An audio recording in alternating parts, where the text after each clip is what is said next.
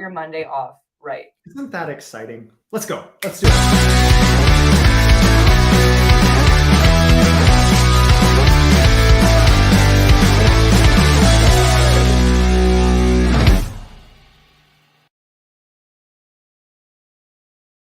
Oh man, I love that banner. SEC, SEC, SEC, SEC. I put a lot of work into that one. Do you like it? Here. Yeah, you probably could have done about one third of that, and it would have still. No, because it leaves a space. Oh, it does leave a space? Yeah. Oh, okay. Anyways, so today we're talking about the SEC show. Also, not representing any merch other than Psycho Bunny. If they want to send me some shit, sweet. But yeah, we like lots of SEC FUD today. FUD, and like there's some truth to it. Obviously, it's not all just FUD, but now there's a lot of like tin hatting, and there's a lot of conspiracy theories, and there's a lot of people saying, okay, this is it. Like this is the point of inflection. So where do you want to start? How do we? Bittrex. We're just going to start with the hottest, latest news, which is Bittrex. So in short, another exchange got served. That's the news.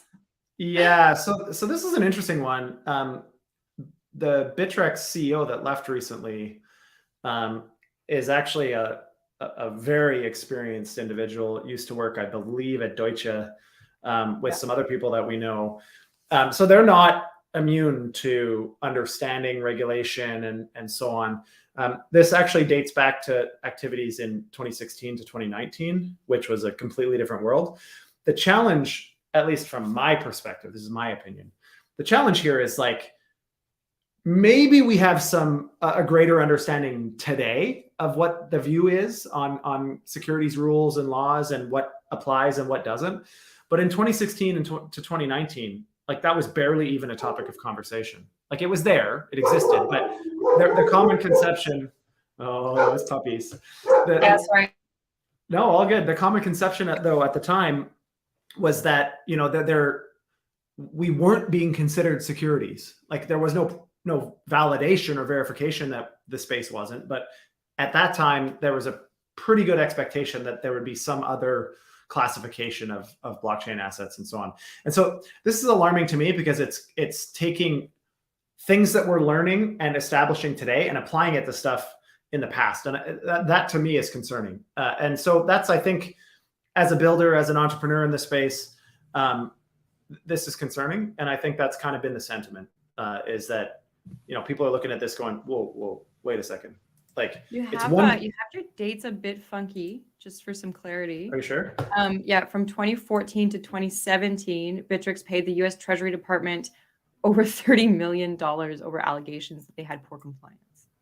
Right, but 2016 to 2019, this whole Wells notice comes from emails or some form of communication that suggested, I guess to go a bit more into the details, but some form of communication that suggested new projects listing on Bittrex were informed that they have to go and change all their documents, change all their websites to remove any things that would, you know, so it's not quite. Here's the other joy. I don't know if you saw this, is that Bittrex announced that they were going to leave the American market because of a lack of regulatory understanding, because of a lack of regulatory clarity. And so where the FUD about this comes in, about this particular article, is that people aren't sure if they announced that after getting the Wells notice or before getting the Wells notice. And so I took a quick look, and from what I can tell, they had already gotten the Wells notice, but it wasn't public that they've gotten it yet. Or they like had an inkling that they were getting it through some interviews and that kind of thing. And so they decided to announce that they're leaving. And so people are concerned that they are still going to get sued, even though they are leaving America. And Bittrex has actually said publicly that if the SEC does sue them, despite them already pulling out, that they will not settle, they will go to court. Good. In some ways. I mean, we're going to talk about this later. There's a lot of opinions that are kind of coming out of this that we're going to talk about. But again, like the challenge for me is the only way that we can apply today's understanding to that far back is because of that communication that they had. Like that's worth noting, because that communication implies that they thought those assets were securities based on that reasoning, not that they were a crypto asset that's not a security, that they were in fact a security. And they asked them to change it. This, again, is problematic for the US because all that this is going to do without clarity, without a path to compliance that's obvious, is everybody's going to say, we got to pull out of the US. Like we can't expose ourselves to this type of litigation. It's insanely expensive. Like the reason that even Kraken, probably, I don't know this with certainty, but the reason that even Kraken settled was because a $30 million fine, get it over with, be done with it. I mean, Ripple is in the many multiple hundreds of millions of fighting that lawsuit. So, but segue. But anyways, it's you know, we're just going to see this more and more, and it's going to stifle innovation. And so, if there's a silver lining to all of this, I'm hopeful, personally at least, that this forces movement somewhere. If it doesn't, well, we're going to see more of the same. So All right. Ripple Yeah. is also in headlines today, mostly because things are just progressing. I didn't find anything new. I didn't find anything we didn't exactly know about, but they're doing well. Like XRP is doing really well. Yeah. I normally don't love to report on price movements. I do.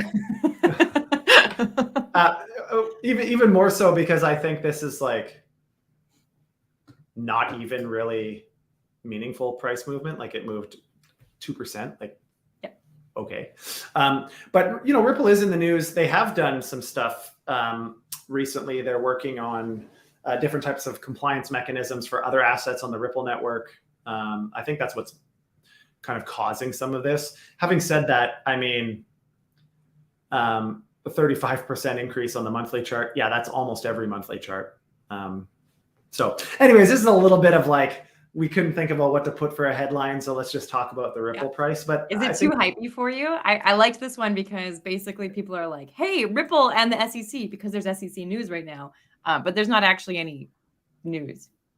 No, there's not a lot of like Ripple SEC news, other than, you know, that they are looking at building more compliance-esque workflows, just not including XRP in there for now, which is obvious. It's a contentious asset, clearly, until that's finalized. But we'll see. I mean, if anybody can pull it off, Brad and team are the team. So pretty excited to see what comes of that. Okay, before we move into really breaking news, I just want to talk about the FUD a little bit. So some people like Bittrex, some people like Ripple. We like to report on their price movement. We like to say, look how good they're doing. Look at how they're going to go up against the SEC. And so I took a couple minutes and I actually went on the SEC site and looked at all of the charges the SEC has announced in the last year. So 2022 until now. And they really hit a lot of celebrities. And I was pretty careful about celebrities. I tried to make sure nobody had been like, you know, really negative sentiment or anything like that. But, you know, Soulja Boy is in there now. Got a couple rappers, the Kardashians were last year. And I think it's interesting because oftentimes we're talking about the SEC in our little bubble of crypto. But when we think about how that expands to the average everyday person and the FUD that might come up because of some of their favorite rappers or artists or actors or actresses or whatever, because they're starting to get hit too, it causes this super FUD. And then when we have all of these wild headlines that are really meaningless, like what does it do for our space, right? I think both of the Paul brothers should be on this list too. I'm pretty sure they've both been slapped with problems. My bad. Yeah, there's Paul Pierce is on there, but not the Paul brothers that I can see. But anyways, yeah, this is like, again, enforcement on the fringes is kind of an interesting one, right? Like they're taking the most public and arguably egregious versions of enforcement and making a spectacle of it, which is what leads us into some of the debate about Gensler in a minute. But is this overreach? Is this like, what? I don't know. I mean, I'm hopeful that Gensler and or whoever, you know, is responsible for leading some of these decisions, eventually just realizes like, okay, the path we're taking right now is causing more chaos. And maybe that's the intended outcome. Maybe they're trying to cause chaos in the space, because as soon as you sanction, for lack of a better phrase, celebrities and so on, that reverberates nicely, Absolutely. right? If I get a Wells notice, I mean, some people might care, but I don't have the same influence, obviously, as Kim Kardashian does. So I also find this really interesting, and I mean, feel free to disagree, obviously, but they are targeting those celebrities who touted a particular token that didn't pan out well. Whereas they have not targeted any celebrities who influenced about a particular token that did pan out well. And like, nobody sues Kim Kardashian if her skincare brand fails, right? Nobody's mad at Soulja Boy if their Nikes get a hole in them. Like, so I think I agree with you in the sense that I think that's correct. Your assessment is correct. They're generally only penalize in adverse situations. But I think that kind of makes sense, right? Like, it's like saying, why doesn't everybody that ever speeds get a speeding ticket? Well, because it's the ones that get caught. And how do they get caught? Accident, cameras, speed traps, whatever. Usually some version of an adverse situation happened. And so it's kind of here, like, if things go well, people aren't complaining. So the SEC, now that's not necessarily true. I mean, that's not necessarily advisable, because those rules should be, equally applied across the entire space. That's kind of my point, is it probably appears inconsistent to an external party. Of course it is. But that, I don't think that's unique to this situation. I think that's pretty common. Like, they only have a certain amount of resources, which they're increasing at an exponential rate at the SEC, because they're continuing to, the fines are in the billions. I mean, they've got some of the biggest AR out of any government agency, and they're pretty small. So not any government agency, but of course there's a lot of revenue, if you want to call it that comes into the SEC via enforcement, so they can afford this. But when you have limited resources, who are you going to go after? The ones that are obvious, big, the ones that have the means to pay you. So the real reason I wanted to talk about the celebrities, genuinely, is that we're seeing the SEC hit everything. And I just kind of wanted to encapsulate that and showcase that, because they're going to, like you say, the fringe enforcement, they're going to celebrities, they're going to influencers, they're all the way out as norm as you can get. They're, letting my mom know that crypto is bad and dangerous. But now we're also seeing them directly attack DeFi, according to what happened on Friday. So on Friday, April 14th, they reopened the discussion as to what would qualify as an exchange. Specifically, some are saying to target decentralized finance exchanges. So we have moved now from this, like, targeting everybody and making sure everybody knows that crypto is bad, to also targeting these really small, micro exchanges and that kind of thing, potentially stifling innovation, which we can get into. But I feel like it's a little bit of shotgun fodder. Like, they're really shooting at everything and hoping to hit something, which is usually we see enforcement come in a little bit more, at least in my very limited experience, I've seen enforcement come in something that's more of a targeted approach. And this feels like they're trying to determine what's actually going to work for them, kind of playing guinea pig. Yeah, I could get on board with that thesis for sure. I mean, they're getting a lot of pushback, obviously, from lawmakers, from the public in general, from all of us, from lobby. So I think they're like, let's just pick and choose who we enforce against at random, which it isn't random, I'm sure, but it appears that way. Probably isn't going that well. So they said, hey, from a sentiment perspective, at least, perception perspective. So they probably said, hey, what subset of enforcement do we think we have the strongest argument in terms of why it's under SEC jurisdiction and why this is a problem? And so they're trying to make the argument that, especially with this Bittrex National Securities Exchange, the logic that they gave, they're trying to make the argument that even if crypto assets aren't securities, the simple function, the way that the application works, requires you to be a regulated exchange, whether it's a security or not. Like, let's put that aside for a second. That's a very polarizing discussion. But what they're saying is, even if it's not a security, at least is my understanding, even if it's not a security, you still are in non-compliance, because you should be a regulated exchange. Now, again, my criticism here is, cool, but is there a path for the existing exchanges to come into compliance without putting their head in the lion's mouth and wondering why it gets bit off? because that's essentially what has happened with most others that have gone for guidance. Coinbase as a great example, Kraken, there's many others that have gone to the SEC for compliance and then come out with big problems. So why hasn't Uniswap gone this route? Do they have the resources and the wherewithal to regulate the exchange other than philosophical disagreements? Sure. But if I was Uniswap, I mean, their volumes are in the trillions. They've had considerable activity. And if it's identified that they're an unregulated, or a non-compliant exchange, and they try to come into compliance, are they going to be penalized for being non-compliant in the past? And the answer, at least till now, has been yes. And there's also not an obvious path that we know will be acceptable to come into compliance. And so these are the major criticisms from us, is like, okay, if you want to make rules, great, but make the rules so that we can understand them, A, and B, there's got to be some cutoff point where we're all not penalized for unconscious non-compliance, let's call it, as long as it is unconscious non-compliance. I think the vast majority of us are trying to be as compliant as we possibly can with whatever means we know is required. And as long as that's, the Bittrex thing, again, was showing that it wasn't necessarily in good faith. At least that's the allegation. Anyways, to make a long story short, it'll be interesting to see how this all comes out. But I think it's coming to a head. Like every couple of days, we're seeing more and more activity, which I think is going to force some sort of inflection point. Absolutely. So I do want to talk about the specific thing that happened on Friday a little bit.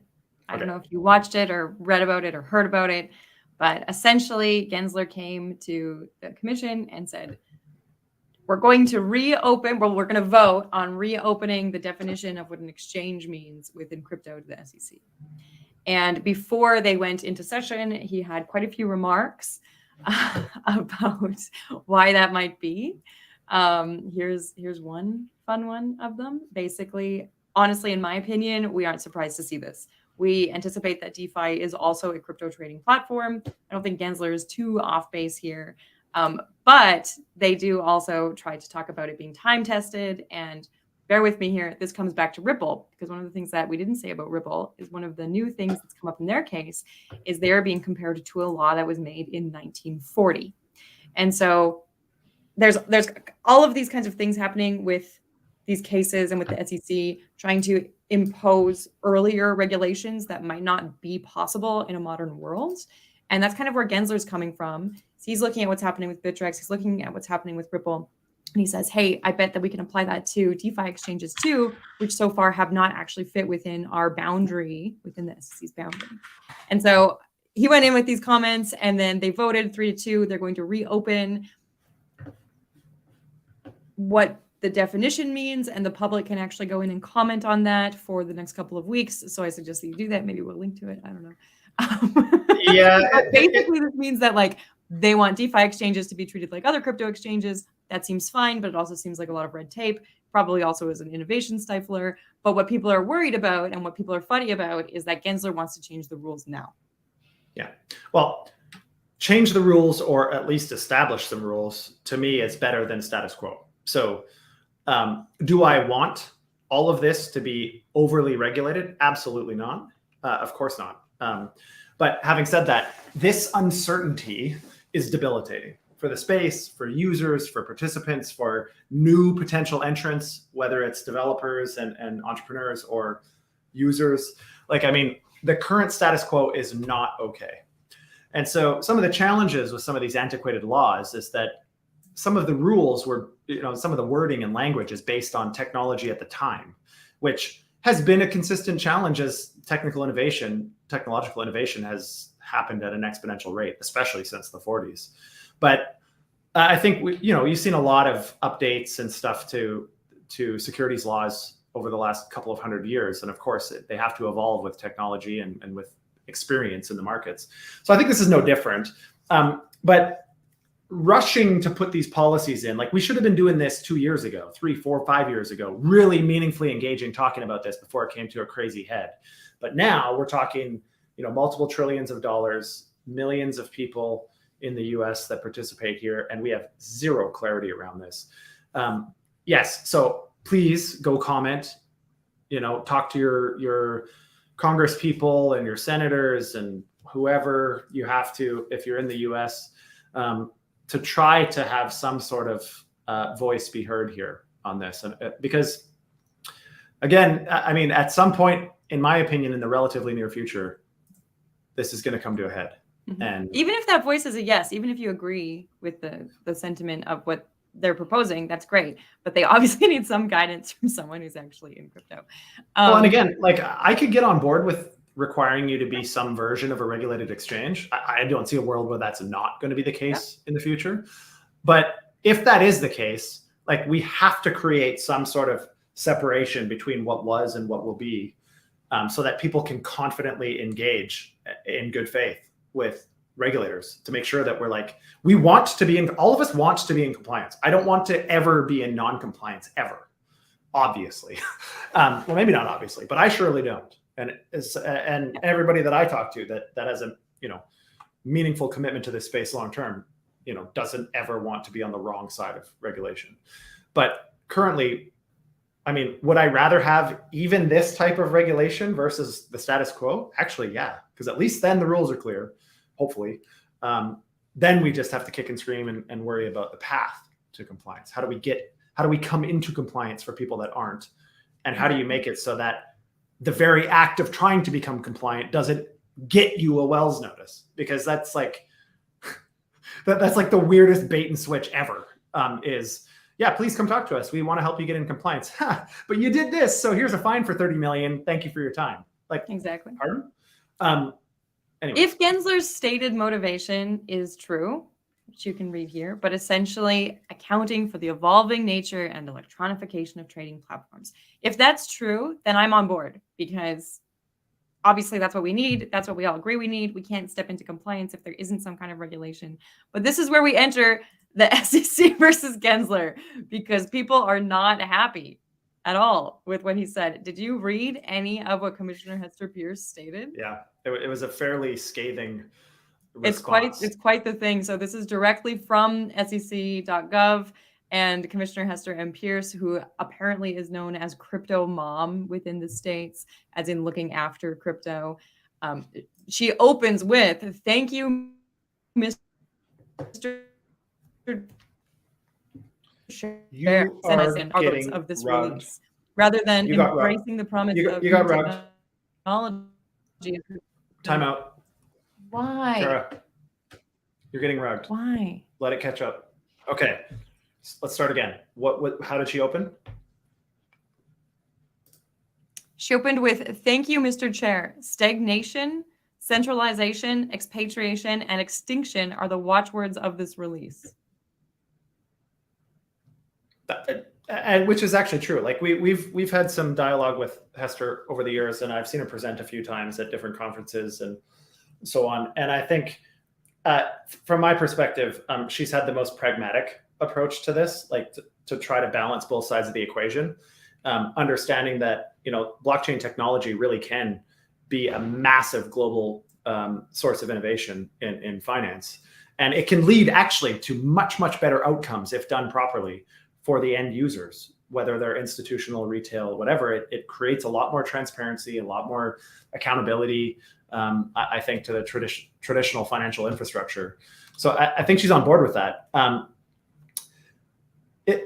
There's a lot of dissension here. Like there's just a lot of people that don't agree with Gensler. My comment to your point is whether we think he's being truthful or not. Unfortunately, he is over politicized at the moment. Like his aspiration is to be Treasury Secretary, period, end of story. He has made that abundantly clear over and over again. All of his videos, all of his social releases, his content, it's all political. It's all nonsense, and I don't believe any of it, because to me, it feels very self-serving. And I mean, he's trying to appeal to the donor class, which is significant for especially Democrats, but significant in general from financial institutions. And financial institutions have a lot to lose here. There's a reason that they're not on board with blockchain, because a lot of the areas where they have extortion level hidden fees and all these crazy revenue models, a lot of that is obfuscated in their product offerings and has been for decades. And in order to adopt blockchain technology, they are going to have to cannibalize different revenue streams. That's the only way to do it. And that's, again, counterproductive if your sole goal as a management team is to maximize profits, to maximize your personal bonuses, to maximize shareholder value, which is actually the fiduciary responsibility of boards of directors and C-suite executives at publicly traded companies.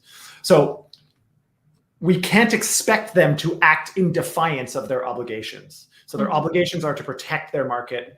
And so I understand why traditional finance is doing it, but they have a lot to lose here. And Gensler has decided to live on that side of the fence, obviously. I think what we hope from our non-elected bureaucratic officials, non-elected by us, the people, bureaucratic officials, is that they're unbiased, that their goal is not to adhere to any lobby's position, whether it's ours or elsewhere. Lobby should help inform conversations, but it should not be the determining factor of what's approved and what's not, and what's allowed and what's not. And that's not what's happening, in my opinion. Like there's an obvious leaning to incumbents, traditional finance incumbents. I understand why that is. They spend a lot of money and they've got a lot to lose. Billions, maybe trillions in market cap, probably trillions in market cap. If they don't become the monopolistic owners of blockchain technology, which is what they're trying to do by placating the situation forever, because everybody's just going to expatriate and it's going to leave a blue ocean for incumbents. That, for society, in my opinion, if we're looking at, the best possible outcome for society, that is not the best possible outcome. It's more of the same, because we're just going to get the same shit on a different technological platform, as opposed to actually reducing a lot of the nonsense. Well, as Hester Pierce says, it's ambiguous, it's unworkable. How can we possibly move forward, whether it's crypto or something else, if we continue to live in this state, right? That's been my point all along. Yeah. And what's interesting too is that she's not the only one. So Representative Davidson is actually looking to introduce legislation to fire Gensler. I don't know how that works or if it'll work. I thought you might have a comment on it. Yeah, I agree, obviously, with Hester in a lot of ways. But what about Representative Davidson? Can he fire Gensler? Yeah, so I'm coming there. I'm trying to filter what I'm about to say. I think he's kind of saying the quiet part out loud. I'm not sure if that will get legs, because there is a separation of power on purpose. Now, granted, they do receive their mandate from Congress. The SEC receives their mandate from Congress. I can't remember which committee in particular. Financial Services, I think, oversees the SEC. Not sure. Anyways, doesn't matter. They oversee the SEC, but it's an interesting precedent, right? Like, yes, in a representative democracy, we should have means to remove people or policies or shit that's happening that is not in congruence with what the majority of the public want and what's in the best interest of the union. So of course that capacity should exist, but we have to be very careful how we use it. And we're seeing a lot of political norms be thrown out the window currently. Indicting former presidents, whether you agree or not, is unfreaking heard of while they're running for office. Do I think Trump would be the next best president? No. But believe it or not, no, I don't think Trump would be the next best president. But having said that, I think it's absolutely shameful what we're seeing happen. And so we have to be very careful. I guess my thoughts on this. Would I love to see this happen? Maybe.